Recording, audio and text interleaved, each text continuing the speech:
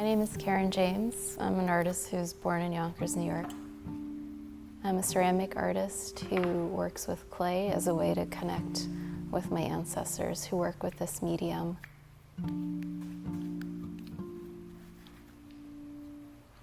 We're here at Cornell Creative Arts Center. It's a space that caters to various different art mediums. The idea of the mission for this art center was to create a place where adults with disabilities could come and experience art and making and get therapy from that. I'm the main instructor here. I teach ceramics and I'm the studio manager. I fire this enormous gas kiln that's behind that door over there.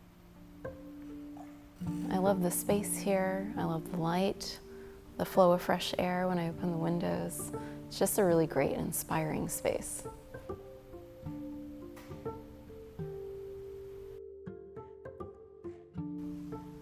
My practice stems from this deep-seated longing to kind of express the voices of BIPOC populations, and also from my need to remain calm and peaceful when dealing with sort of frustrating issues that are affecting our world and people in an unjust manner.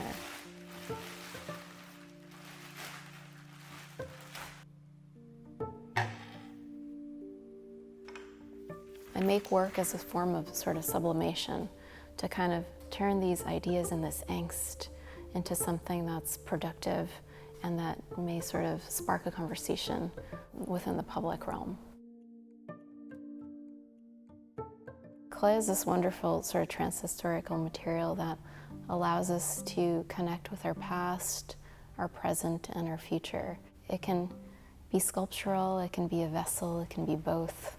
It can be neither, but it's a sort of great material that allows us to convey important messages.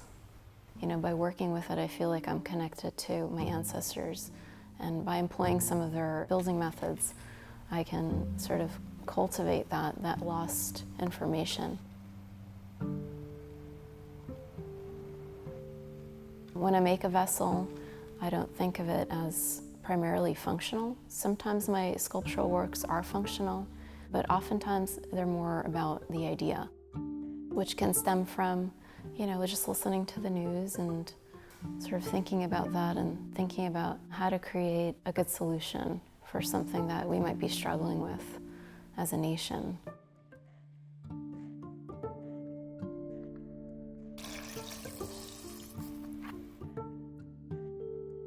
I was raised by a single mother who came from El Salvador in the early 1980s, and she fled the Salvadorian Civil War.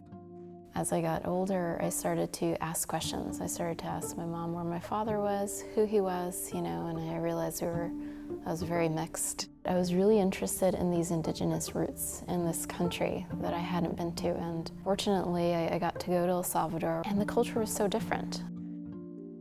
You know, strangers would greet you on the street because even if they didn't recognize you, they knew that you were from that community. And there's a very different sort of sense of belonging that I wanted to know more about. When I make work, although it's a sort of solo practice, I make it with the intention of envisioning being used in some kind of modern day ritual.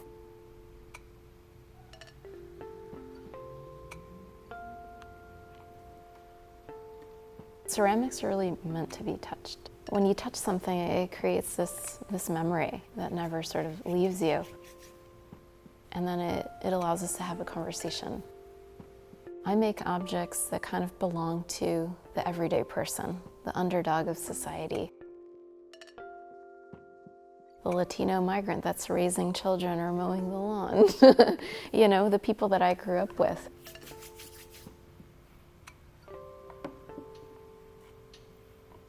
I started creating anthropomorphic vessels as a way to sort of connect with these ancient stirrup spout vessels made by the Moche in Peru.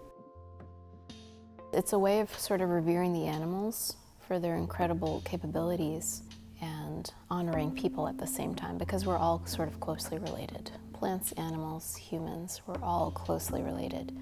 And this is a theme that's sort of been permeating throughout my life. I think it's in my blood somehow. The indigenous people anthropomorphized their work. Their ideology is really sort of deep-rooted in the land and in their connection to the land and the animals and the plants, and there were a lot of plants that were sacred to them. I'm sort of really interested in investigating how plants grow, how they nourish our bodies, how you can grow certain foods to heal the body, how animals play their role in sort of propagating certain plants, whether medicinal or nutritive, how we can work within these systems to create a better world for everyone.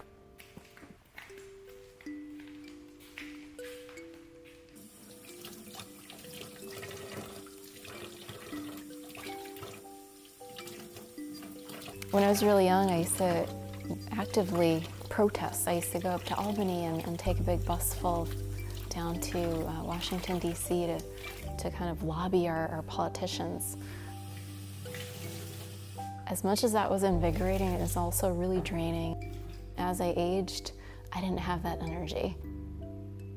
Working in a studio with clay was my way of staying active, honoring those kind of important issues. And so I would sort of turn those ideas and sublimate them with clay into work that could act as protest, that could have a bigger message and more of an impact, you know, within the public realm.